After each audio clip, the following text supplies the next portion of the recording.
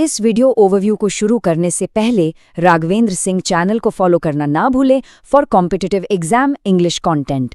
चलिए क्लास, आज एक ऐसे टॉपिक की बात करते हैं जहां इंग्लिश ग्रामर में सबसे ज्यादा स्टूडेंट्स फंसते हैं, वर्ब की थर्ड फॉर्म यानी V3। एग्जाम में एक ही शब्द कभी वर्ब बन जाता है तो कभी एडजेक्टिव। तो आज हम इसी वर्ब ट्रैप को डिकोड करेंगे ताकि आपका एक भी नंबर ना कटे। तो ये है हमारा आज का प्लान ऑफ एक्शन। सबसे पहले हम वर्ब की दोहरी पहचान समझेंगे, फिर वर्ब और एडजेक्टिव का अंतर देखेंगे, उसके बाद पार्टिसिपल्स, ट्रांजिटिव वर्ब्स के ट्रैप और हाँ, आखिर में कुछ कॉमन एग्जाम एरर्स प्रैक्टिस करेंगे। इन 5 स्टेप्स के बाद V3 का कोई भी सवाल आपसे गलत नहीं होगा, ये पक्का है। तो सबसे पहला सवाल जो दिमाग में आता है कि भाई एक ही शब्द वर्ब और एडजेक्टिव दोनों कैसे हो सकता है। यही वो कंफ्यूजन है जहां एग्जामिनर आपको फंसाता है और आपके मार्क्स कट जाते हैं। चलिए इसको आसान बनाते हैं। अब इस सवाल को ध्यान से देखिए। They found the sunk ship या दे फाउंड द संकिन शिप। मजे की बात तो ये है कि संक और संकिन दोनों ही सिंक वर्ब की थर्ड फॉर्म है। तो फिर सही कौन सा है और क्यों? चलिए इस पजल को सॉल्व करते हैं।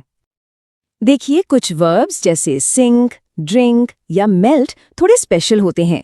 इनकी V3 की 2 फॉर्म्स होती हैं, जैसे सिंक का संक भी होता है और संकिन भी। इनके बीच एक बहुत छोटा सा फर्क है और कॉम्पिटिटिव एग्जाम्स में सवाल यहीं से बनता है। अब आते हैं इसके कोर कॉन्सेप्ट पर। वर्ब की थर्ड फॉर्म, जिसे हम पास्ट पार्टिसिपल भी कहते हैं, असल में 2 अलग अलग रोल प्ले करती है। इसका यही डबल रोल हमें समझना है। सिंपल सा नियम है, ध्यान से सुनिए। अगर V3 किसी हेल्पिंग वर्ब जैसे हैज, हैव, हैड के साथ आए तो वो एक वर्ब है और काम यानी एक्शन दिखाता है। जैसे he has broken the chair, यहां ब्रोकन एक एक्शन है। लेकिन अगर वही V3 किसी नाउन की हालत यानी स्टेट बताए तो वो एडजेक्टिव बन जाता है। जैसे this is a broken chair, यहां ब्रोकन चेयर की क्वालिटी बता रहा है, एक्शन वर्सेस स्टेट, बस इतना सा फर्क है। तो अब अपने पहले सवाल पर वापस आते हैं। संक को हम एक्शन के लिए यूज करते हैं, जैसे द शिप हैज संक। लेकिन संकिन को हम स्थिति बताने के लिए, हम डूबे हुए जहाज की बात कर रहे हैं जो कि एक स्टेट है। इसीलिए सही जवाब है संकिन शिप। कॉन्सेप्ट क्लियर हुआ? चलिए आगे बढ़ते हैं और देखते हैं कि ये कॉन्सेप्ट कैसे बिल्ड होता है। अब बात करते हैं पार्टिसिपल्स की। ये वर्ब से बने एडजेक्टिव्स होते हैं और इनकी ING और ED या EN फॉर्म्स में स्टूडेंट्स हमेशा कंफ्यूज होते हैं। सरल शब्दों में पार्टिसिपल एक ऐसा शब्द है जो है तो वर्ब का ही बचा, लेकिन काम एडजेक्टिव का करता है।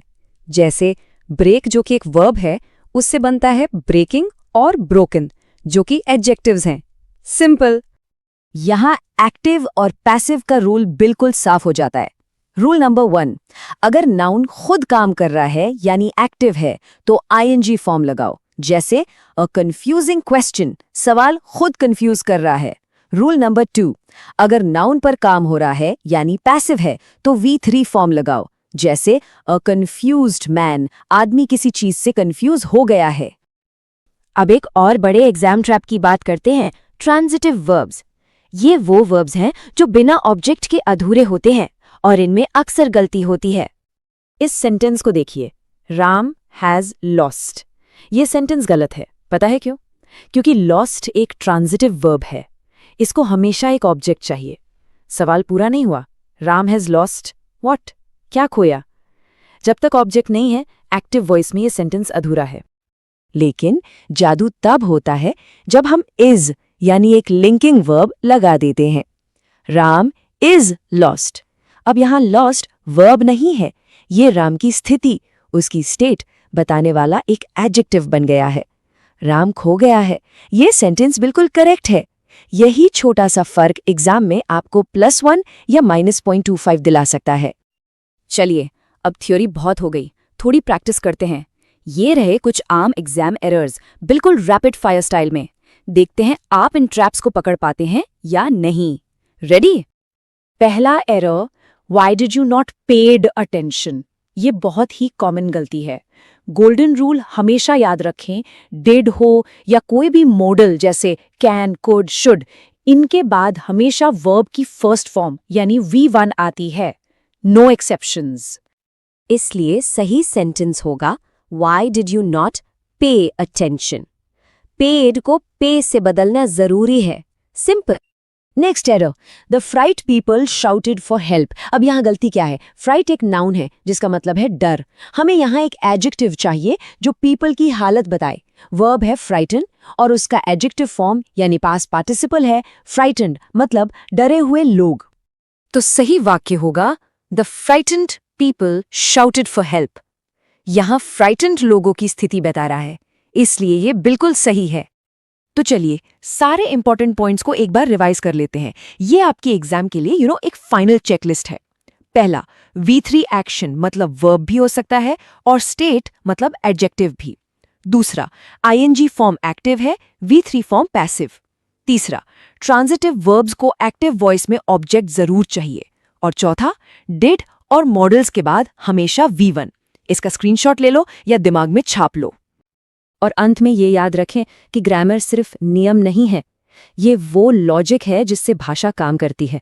इस लॉजिक को समझना ही असली सीख है। अगर आप इंग्लिश ग्रामर को स्ट्रॉन्ग बनाना चाहते हैं तो राघवेंद्र सिंह चैनल को सब्सक्राइब और फॉलो जरूर करें।